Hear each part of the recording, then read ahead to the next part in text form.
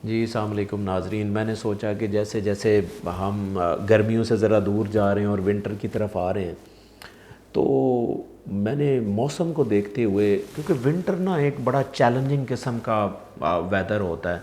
वैसे तो कोई भी वेदर जो है वो एक्सट्रीम में मेंटल हेल्थ के लिए अच्छा नहीं होता, लेकिन यूजुअली जो विंटर है, तो मेंटल हेल्थ को अगर आप देखे जाएं तो winter is really important for the mental health. क्यों?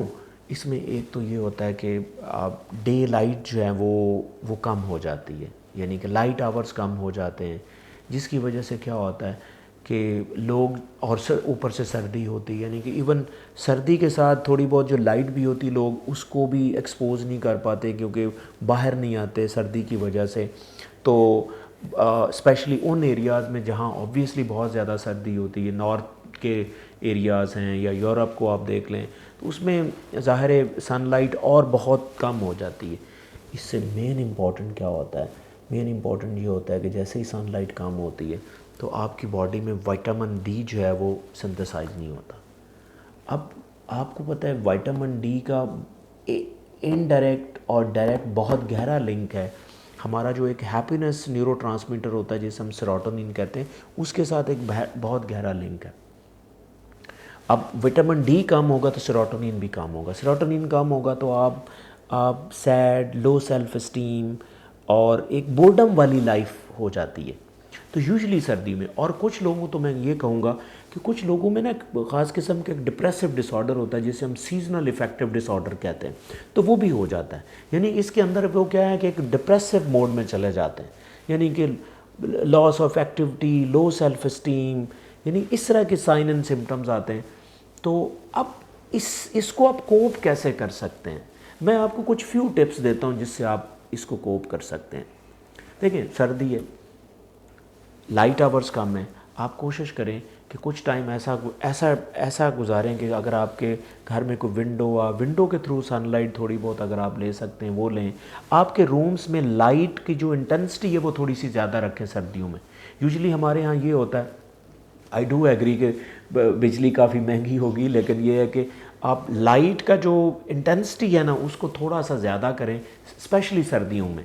क्योंकि वो आई डू एग्री कि जो नेचुरल लाइट है उसका आर्टिफिशियल लाइट के साथ कोई कंपैरिजन नहीं है, लेकिन फिर भी आप थ्रू आर्टिफिशियल लाइट कुछ आप में ये चीज़ें बूस्ट हो सकती हैं। तो एक तो आप लाइट को जो है ना वो थोड़ा सा ज़्यादा प्रेफर करें, आइदर इनडोर या आउटडोर, ठीक है। तो दूसरा जो पॉइंट है, मैं ये कहूँगा कि आप एक्सरसाइज को मेंटेन करें।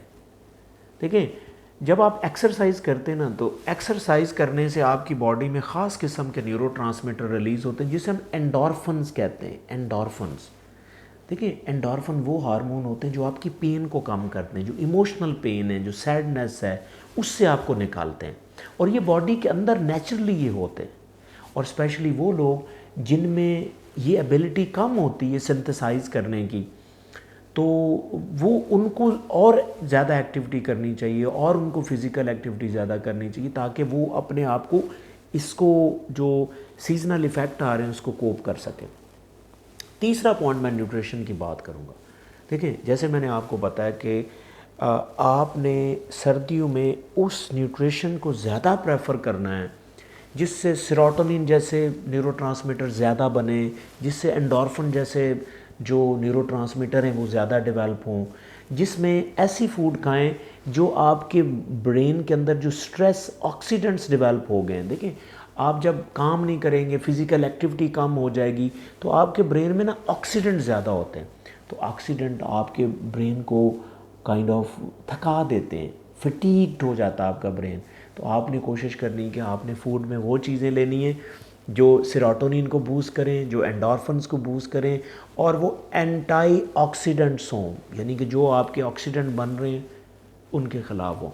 तो मैं आपको कुछ फूड सजेस्ट कर देता हूँ जिसकी वजह से जो है वो आपकी ये तीन चीज़ें पूरी हो सकती हैं। पहला पॉइंट, अगर आप चाहते हैं कि एंडोर्फिन ज़्यादा हो, एंडोर्फिन्स जो ग्रीन चिली है ये खाने से एंडोर्फिन ज़्यादा होते हैं, यानी कि ओवरऑल जितने भी स्पाइसी कंपोनेंट है अगर आप उसको थोड़ा सा एज देते हैं तो एंडोर्फिन्स रिलीज़ हो सकते हैं। उसके अलावा अगर आप सेरोटोनिन की बात करें तो सेरोटोनिन के लिए एक अमाइनो एसिड होता है जिसे हम ट्रिप्टोफैन कहते हैं। ट्रिप्टोफैन सेरोटोनिन को बनाता है बेसिकली। अगर आप ज़्यादा ट्रिप्टोफैन वाली चीज़ें खाएंगे तो ऑब्वियसली आपका सेरोटोनिन ज़्यादा डेवलप होगा। उसमें मैं ड्राई फ्रूट्स को सजेस्ट करता हूँ। आलमंड्स के अंदर ट्रिप्टोफैन होता है, ठीक है। चीज़ के अंदर ट्रिप्टोफैन होता है, ठीक है।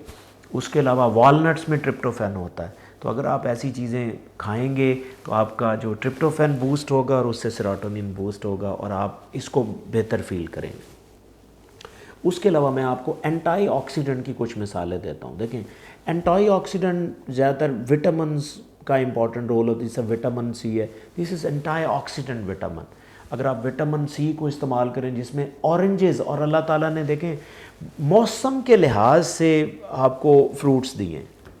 ऑरेंजेस के अंदर विटामिन सी है। कोई भी आप सिट्रस फ्रूट खाएं, विटामिन सी है, बेहतरीन एंटीऑक्सीडेंट है, वो आप यूज़ करें।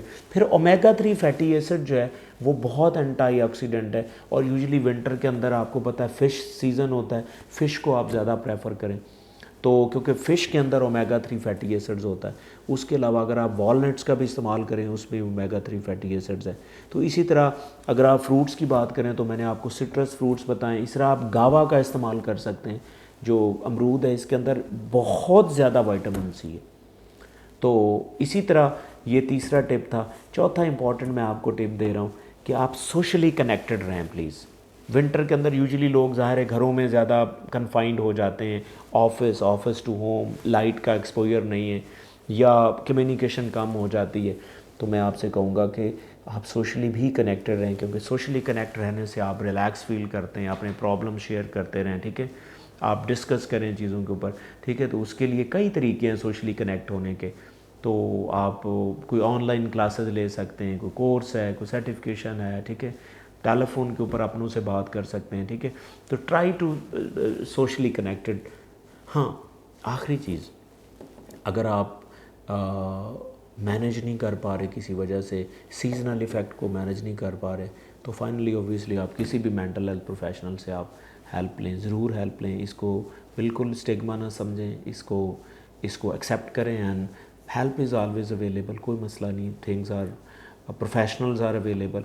तो आप उनसे बात करें, एंड आई होप कि आपका आने वाला जो कमिंग विंटर है ये बहुत अच्छा गुजरेगा। Thank you so much.